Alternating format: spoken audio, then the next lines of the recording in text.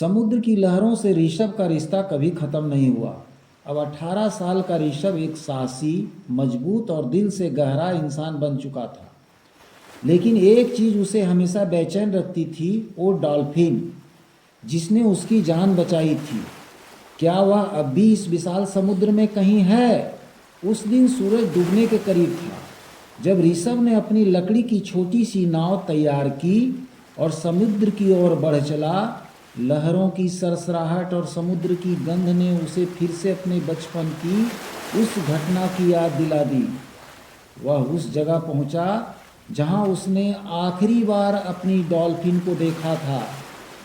जैसे ही वह गहरे पानी में पहुंचा, उसे कुछ अजीब सा महसूस हुआ।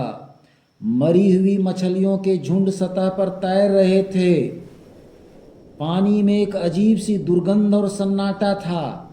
उसे ऐसा लगा जैसे समुद्र खुद दर्द में हो। तभी उसकी नज़र एक बड़े मछली पकड़ने वाले जाल पर पड़ी जो पानी के नीचे फंसा हुआ था। जाल में कुछ हिलता हुआ नजर आया। उसका दिल तेजी से धड़कने लगा। यह क्या हो सकता है? वह फुसफुसाया। वह करीब गया और जो उसने देखा उससे उसका दिल बैठ गया।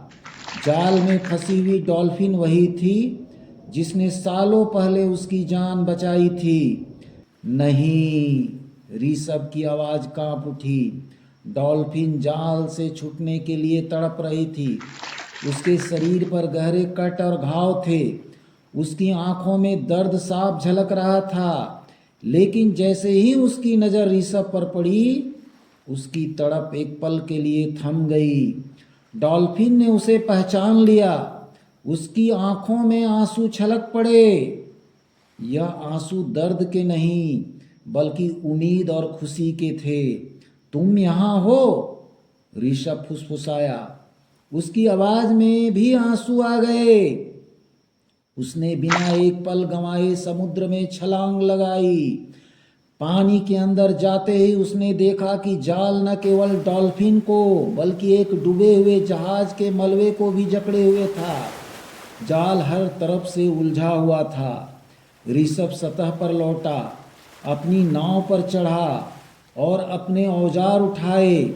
डॉल्फिन ने उसे ध्यान से देखा और उसकी एक हल्की आवाज़ निकली जैसे कह रही हो, तुम आए हो। मैं जानती थी तुम आओगे। तुमने मेरी जान बचाई थी।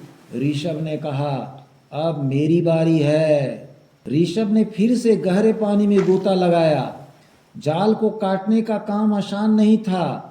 पानी की तेज लहरें और जाल की जकड़न उसके काम को मुश्किल बना रही थीं।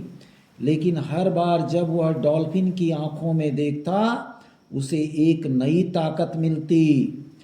उसने हर तरफ से जाल काटना शुरू किया। उसके हाथ लहूलुहान हो गए थे, सांसें टूटने लगी थीं, लेकिन वह रुका नहीं। तुम हार नहीं मान सकती और मैं भी नहीं।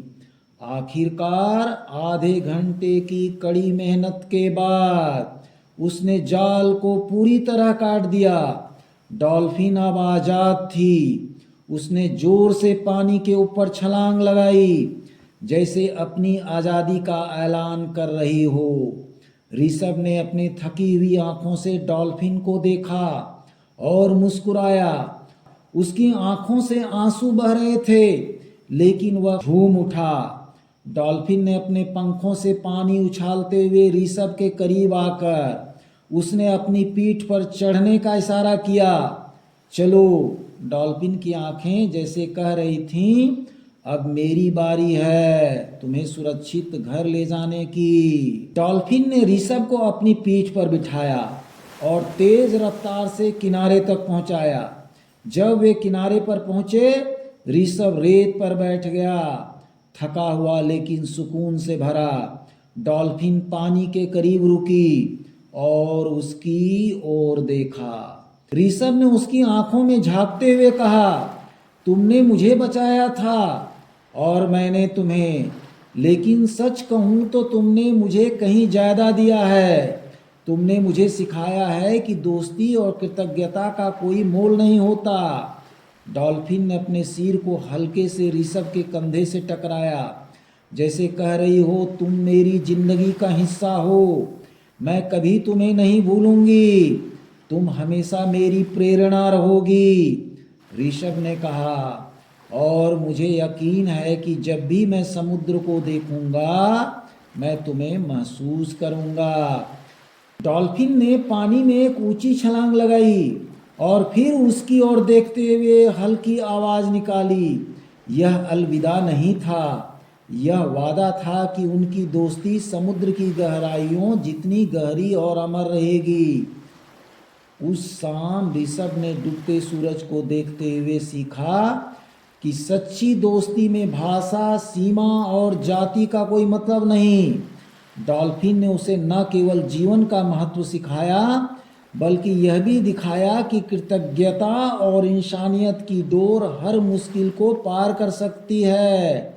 समुद्र की लहरें आज भी उनके इस अनमोल रिश्ते की गवाही देती हैं।